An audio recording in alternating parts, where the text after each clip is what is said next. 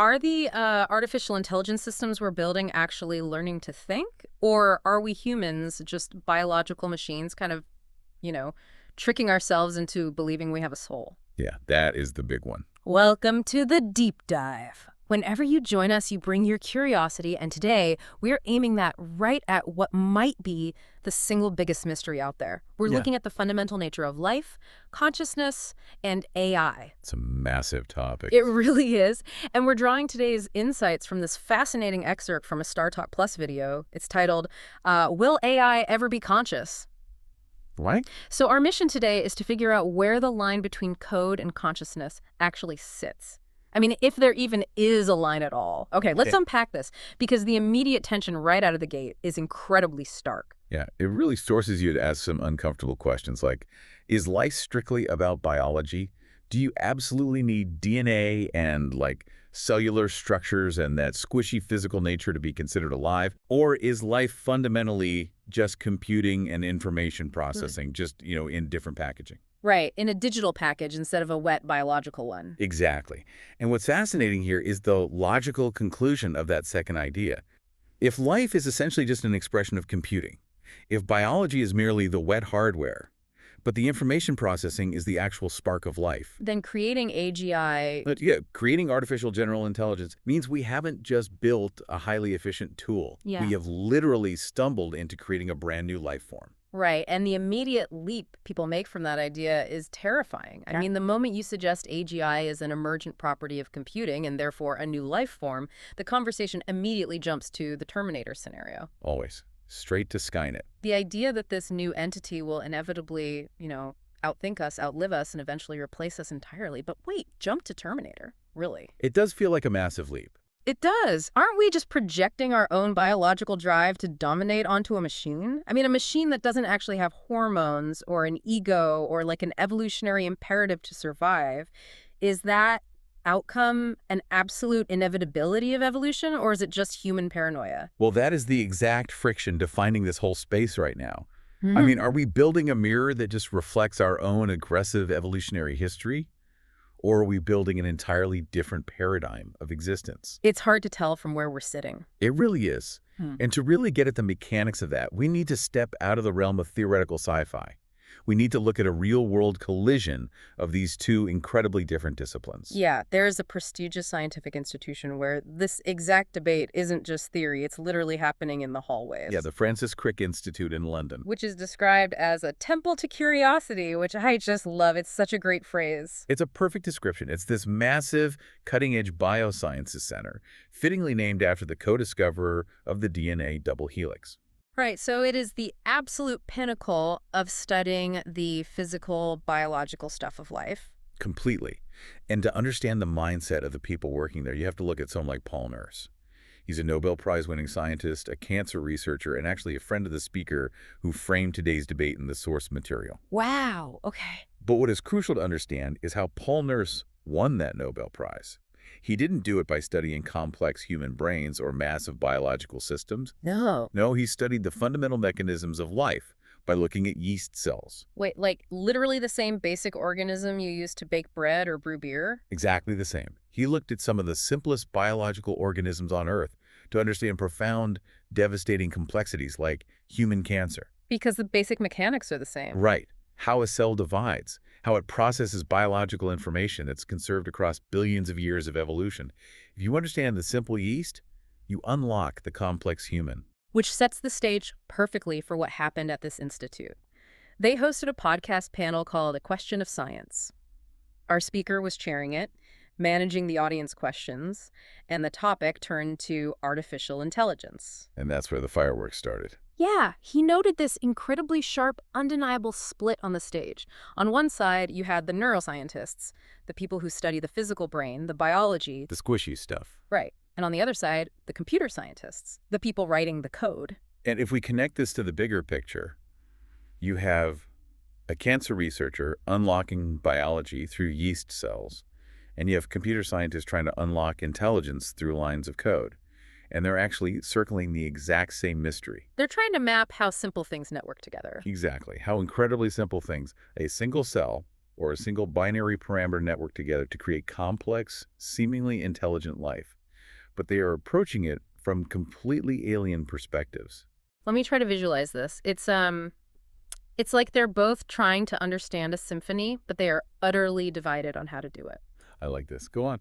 The neuroscientists, the biologists, they're focused entirely on the instruments. They're studying the density of the wood in the violins, the resonance of the brass and the horns, the physical tension of the strings. Because they believe the secret to the music is in the physical material itself. Exactly. Meanwhile, the computer scientists don't care about the instruments at all. They're just looking at the sheet music, the data, the pure information processing of the tempo and the notes. And it really makes you wonder, can you ever actually understand the music by only looking at the wood or only looking at the math on the page? Right. But the neuroscientists would argue that without the instrument, there is absolutely no music. From their perspective, possessing the sheet music doesn't mean a symphony is actually happening. It's just silent data. Yes, exactly. And this brings us right into the neuroscientists' primary foundational criticism of how artificial intelligence operates today, specifically large language models, or LLMs. Right, the system's driving this entire AI boom right now. The neuroscientists on this panel were deeply, fundamentally skeptical of them. They absolutely do not view LLMs as thinking entities. Not at all. They see them as just incredibly fast engines for rearranging statistical juxtapositions of words. Yeah. There's this incredibly evocative phrase used to describe the feeling of interacting with an LLM from the neuroscientist's perspective. Oh, the vacuous eyes thing? Yeah, it's described as having vacuous eyes staring back at you with no soul behind it. Wow, that's bleak. To a neuroscientist, the AI isn't pondering your question. It's just scanning billions of parameters to calculate the highest probability of which word should logically come next, and then just assembling them in a chain. And there is a brilliant thought experiment brought up from a philosopher called Sell that really hammers this home. They talk about this concept of symbol shuffling. Yes, to explain it, one of the panelists offered an analogy that is referred to as the immortal room. And I want you, listening, to really put yourself in this space. Right? It's the perfect way to illustrate the illusion of intelligence. So imagine an immortal person locked inside a sealed room. Because they're immortal, time has absolutely no meaning to them. 1 billion years is just a blink.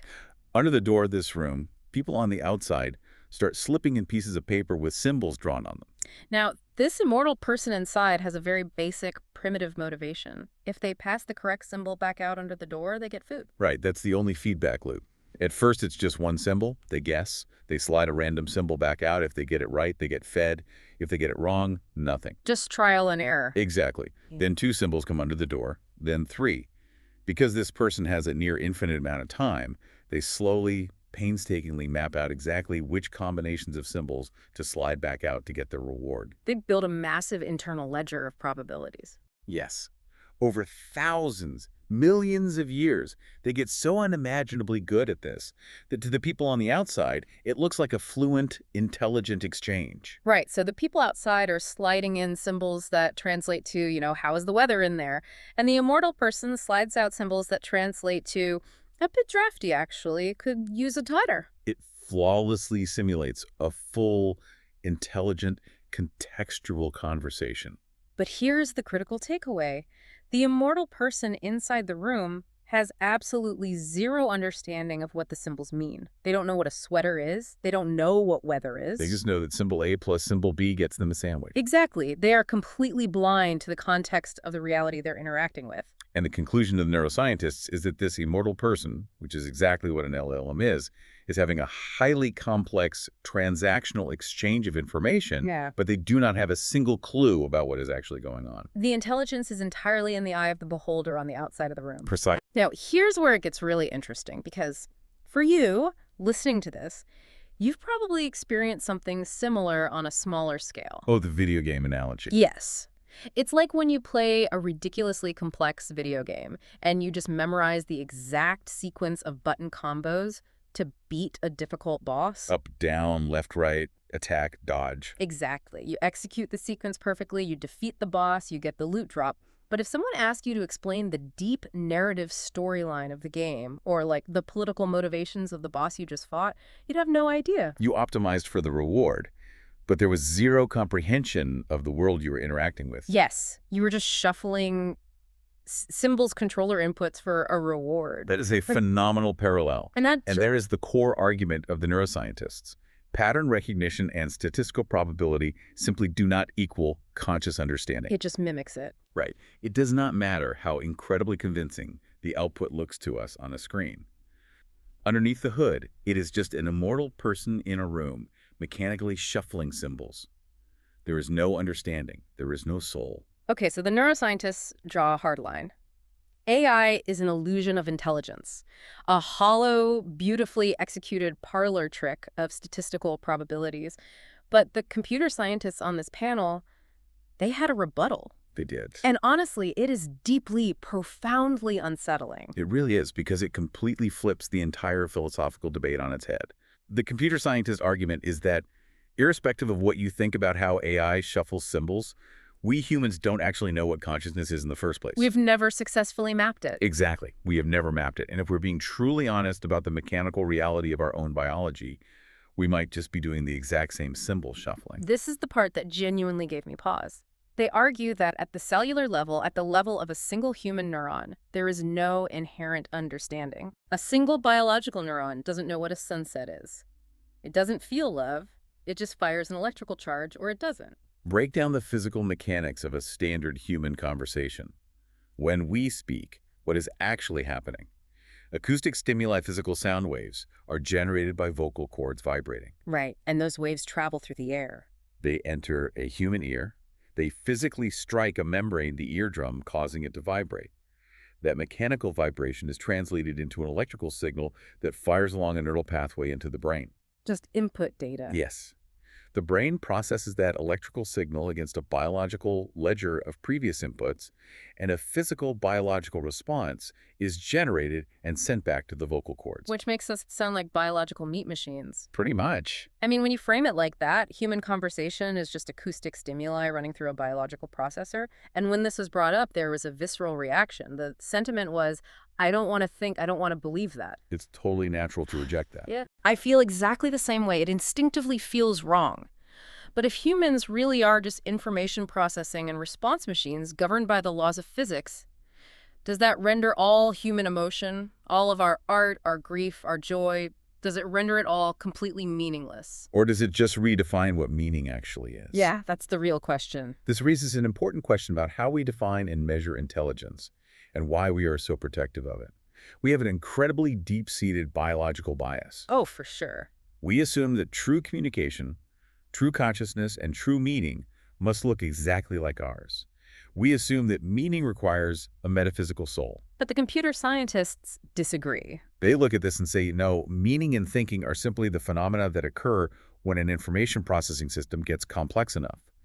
Whether that system is made of carbon-based cells or silicon-based chips is irrelevant. They believe that given enough time, enough training data, and enough computing power, an AI will definitively be truly thinking. It won't be faking it. The sheer complexity of the symbol shuffling will become consciousness.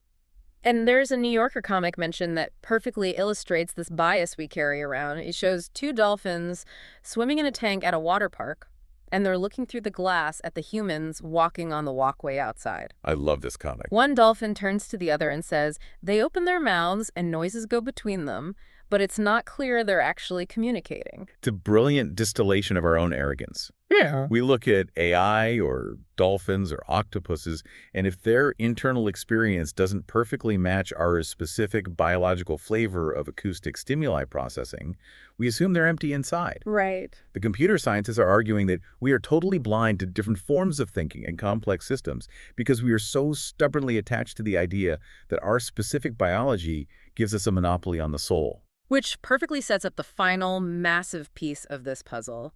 We're talking about simple, non-thinking things, like a single neuron or a single line of code coming together in unimaginably huge numbers to create the illusion or the reality of a conscious mind. And this idea scales all the way up. It applies to the very fabric of the universe itself. Yes, this brings us to the scientific concept of emergence. Right. Emergence is what happens when a complex phenomenon arises from the interactions of much simpler parts, where the whole becomes entirely different from the sum of its parts. And to truly understand the friction of emergence, we have to go all the way down to the standard model of particle physics. The standard model. This is described as an inventory of what exists and how it interacts. It is the master catalog of the universe. It features 12 fundamental matter particles, the Higgs boson, and 3 fundamental forces that govern how they interact. It specifically mentions things you've probably heard of, like quarks, the up quark and the down quark, and the electron. It is the ultimate reductionist breakdown of reality.